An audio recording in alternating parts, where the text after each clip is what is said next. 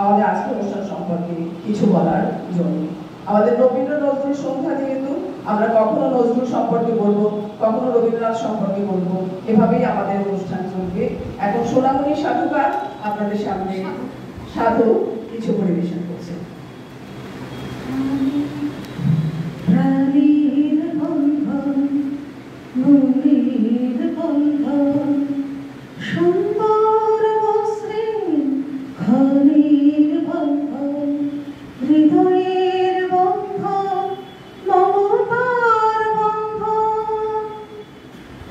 প্রার্থনা করি সেই পরমপিতার কাছে এই ফ্ল্যাটের সমস্ত আবাসিকের যত মানুষ আছেন তাদের সেই প্রাণের, মনের, হৃদয়ের সুন্দর মসৃণ এই যে ক্ষণ, এই ক্ষণের বন্ধন সুদৃঢ় হোক, চিরস্থায়ী হোক, আমাদের অন্তরের অন্তঃস্থল থেকে একান্ত প্রার্থনা।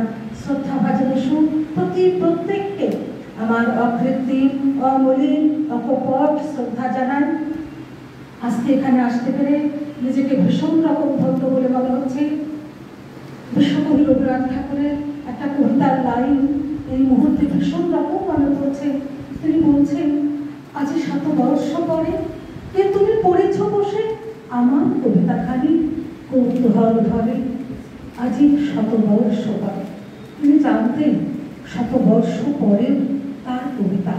আমরা বলবো 7 বর্ষ নয়, সহস্র সহস্র বর্ষ পরেও তার কবিতা চির অমলিন, চিরভাস্বর হয়ে থাকবে। শুধু বাঙালি না, শুধু ভারতবাসী না, বিশ্বের প্রতিটা বিশ্ববাসী অন্তরের কন্দরে কন্দরে তিনি যেন চিরভাস্বর, চির উজ্জ্বল। এবং তিনি যে বাঙালির শ্রেষ্ঠ জ্ঞান তাপস, এ কথা বলার মানে অবকাশ থাকে না। তাই তিনি তার গানের ভেতরে তিনি কত কথা বলছেন। তার একটা গানের লাইন যে আমার মাথা নত করে দাও হে তোমার চরণ ধুলার তলে। তাহলে আমার মাথা নত করে দাও কোথায় না, তোমার চরণ ধুলার তলে। তোমার চরণ ধুলা সেই ঈশ্বর, সেই পরমেশ্বর, তার কাছে তিনি নথি স্বীকার করছেন, তার কাছে তিনি তার মাথা নত করছেন। তিনি দেখালেন, তিনি শেখালেন, তিনি আচরণ করে, তিনি চরিত্রগত করে, তিনি আচার্য হয়ে তিনি দেখালেন যে আমার মাথা নত করে উচ্চ জনকে কেমন করে উচ্চাসনে রাখতে হয়, উচ্চ জনকে কেমন করে সম্মান করতে হয়। আমরা ভারতবাসী, তাই কবির কথায় আছে, ভারত জাগিলে জাগিবে জগৎ, বাংলা জাগিলে জাগিবে জগৎ, ভারত জাগিলে জাগিবে জগৎ, বাঙালি জাতির স্বর্ণ ভবিষ্যৎ। যে ভারতবর্ষ যদি জাগে, বাংলা যদি জাগে, তাহলে কি জাগে? ভারত জাগবে। ভারত যদি জাগে তাহলে বিশ্ব জাগবে। তাহলে এই বাঙালি সমগ্র বিশ্ববাসী স্বর্ণ ভবিষ্যৎ। এবং আরো বলা হচ্ছে যে ভারতে পৃথিবীর মহাতীর্থ, ভারতে পৃথিবীর মহাতীর্থ, আর বাংলা তার শ্রীমন্দির। শ্রীমন্দির কাকে বলছি? মন্দিরের চূড়াকে বলা হচ্ছে বাংলা আর শ্রীমন্দির। তাহলে এই বাংলার বুকে যুগে যুগে অবতীর্ণ হয়েছেন রবীন্দ্রনাথ, নজরুল, বিবেকানন্দ, নেতাজি, আরো বিভিন্ন বিভিন্ন। তো আজকে আমরা তাদেরকে স্মরণে মননে আমরা বরণীয় করছি। কেন? এই যে আমাদের ভবিষ্যৎ প্রজন্ম তারা জানুক, তারা দেখুক যে এই বাঙালি জাতির স্বর্ণ ভবিষ্যৎ, যে সমগ্র জাতির, যে মানব জাতির যে স্বর্ণ ভবিষ্যৎ। আমার ছোট্ট বাচ্চাটাকে আমি শেখাচ্ছি, যেটা কিছুক্ষণ আগে আমার ছোট্ট ছেলে যে গাইল শুকনো পাতা নতুন পায়ে, যে কাজী নজরুল ইসলামের গাওয়া। এবং তিনি কথাও বলছেন যে কথা বলতে গিয়ে ভীষণ রকম ভুল হয়ে যায়। খুব সুন্দর একটা রবীন্দ্রনাথের একটা গান আছে, সত্য মঙ্গল প্রেমময় তুমি, ধ্রুব জ্যোতি তুমি অন্ধকারে। এক লাইন গাইছি গানটা। সত্য মঙ্গল প্রেমময় তুমি, ধ্রুব জ্যোতি তুমি অন্ধকারে, তুমি সদা যার হৃদে বিরাজ, দুঃখ জ্বালা সেই পাও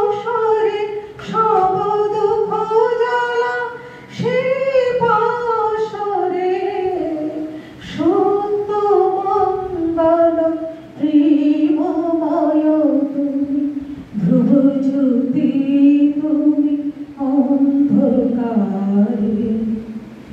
কত বছর আগে তিনি তার জীবন দিয়ে তিনি অনুভব করেছেন কি ধ্রুব জ্যোতি তুমি অন্ধকারকে সত্য মঙ্গল প্রেমময় তুমি। আজকে আমাদের মনের ভিতরে প্রশ্ন জাগে না যে যে মানুষটা ঈশ্বরীয় পথে চলে, যে মানুষটা সত্যের পথে চলে, সেই মানুষটার জীবনে কেন এত দুঃখ, সেই মানুষটার জীবনে এত কেন কষ্ট? তিনি তার জীবন দিয়ে দেখিয়েছেন।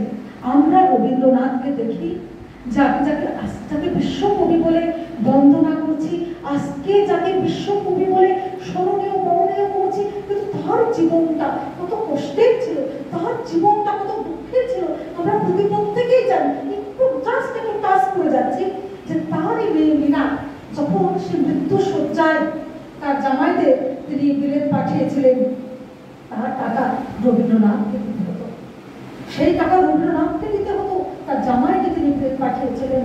এবং তার মেয়ে যখন মৃত্যু শয্যায়, যখন তিনি তাকে দেখতে আসতেন, তখন তিনি সেই নগেন্দ্রনাথ আছে জামাই, সে চেয়ারে বসে টেবিলে পা তুলে তিনি সিগারেট খাচ্ছেন তার শ্বশুরের সামনে।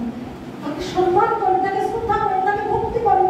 আজকে বিশ্ববাসী যাকে ছাড়া বাঙালি তার অস্তিত্ব বিপন্ন বলে মনে করে, তার দুঃখের দিন কেমন ছিল, তিনি কেমন ভাবে তার শেষ জীবনটা কাটিয়েছিলেন।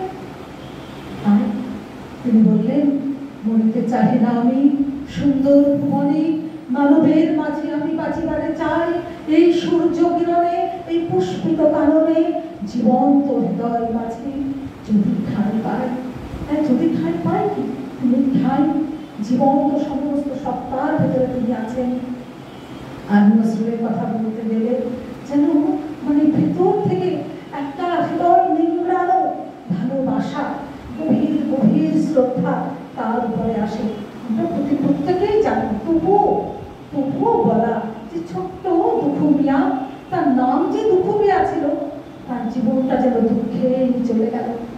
তিনি কত সুন্দর করে বলছেন, ভিক্ষা চাইলে মানুষ নাহি ফিরায়, তোমার দুয়ারে হাত পাতিল যে ফিরাবে কি, ফিরাবে কি তুমি তাই, তবু চরণ ধরিয়া ডুবে মরি যদি, রবে কলঙ্ক ভুবনে রাখো চরণে হে গোবিন্দ।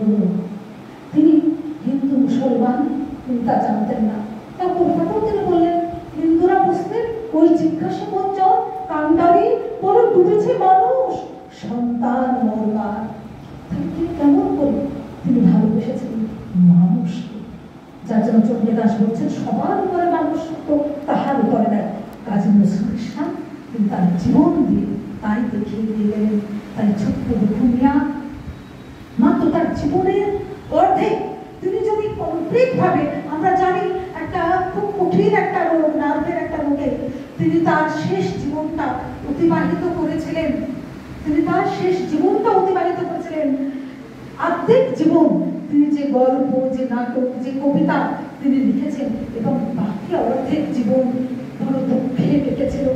যখন তার সন্তান বুলবুল যখন সে মারা যায়, তখন এত দুস্থ কবি, এত দুস্থ তিনি, তখন তার ছেলেকে কবর দেওয়ার মতো অর্থ তার কাছে ছিল না।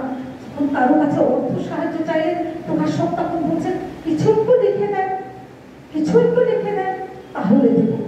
তাহলে আজকে যাকে কাজী বলে নজরুল ইসলাম, যাকে স্মরণে বদনে মননে শ্রবণে, যার কথা, যার মনন কীর্তন না হলে আমরা বাঙালি বাঁচি না, আমরা তাকে নিয়ে গর্ববোধ করি, সেই কাজী নজরুল ইসলাম তখন লিখলেন, ঘুমিয়ে গেছে শ্রান্ত হয়ে আমার গানে বুলবুলি, ঘুমিয়ে গেছে।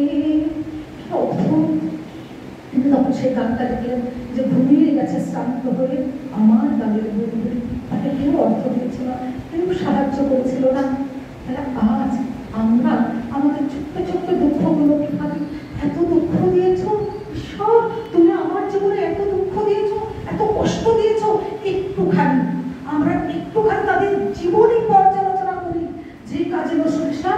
বয়সে অন্ধ হয়ে গেলেন। যেই কাজী নজরুল ইসলাম শেষ বয়সে দুটো ভাত দুটো অন্ন তিনি নিজে হাতে করে খেতে পারেননি। এমন ছিল তার দুঃখ, এমন ছিল তার কষ্ট। তাই তিনি বেঁচে আছেন তার স্বীয় কীর্তির ভেতরে, যে মা অমৃয়স্য মা জহি সত্যতা চেত মৃত্যুম বল পায়, মরো না মেরো না, পারো তো মৃত্যুকে অবলুপ্ত করো। তাহলে আমরা মৃত্যুকে কি অবলুপ্ত করতে পারি? পারি। তিনি করেছেন। তিনি চির অজর অমর হয়ে আছেন, শুধু বাঙালি সত্তা না, বিশ্বের সমগ্র মানব জাতির হৃদয়ে। তাই তিনি যখন চলে যাচ্ছেন, চলে যাবেন, তার আগে তিনি লিখলেন, আমায় নহিব ভালোবাসো শুধু, ভালোবাসো মোর গান, বনের পাখি রে কে চিনি রাখে গান বলে অবসান, দেখো মোর গান। তার গানের ভেতরে তিনি ভাস্বর হয়ে আছেন। প্রত্যেকের নীরব জীবন প্রার্থনা করি আপনারা আবারও সে প্রাণের বন্ধন, মমতার বন্ধন, হৃদয়ের বন্ধন, সুন্দর মসৃণ ক্ষণের বন্ধনে পুরো এই আবাসিক বৃন্দ এক হয়ে জড়িয়ে থাকেন। নমস্কার।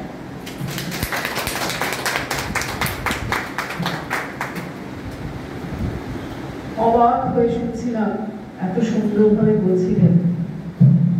ধন্যবাদ তো বটে, এবং আমরা খুব খুশি হয়েছি যে আপনি আমাদের মধ্যে এসেছেন। আজকে এত সুন্দর বক্তৃতার মাধ্যমে রবীন্দ্র নজরুলের জীবনকে তুলে ধরলেন আমাদের সামনে। অনেক অনেক ধন্যবাদ। যাব পরবর্তী অনুষ্ঠানে।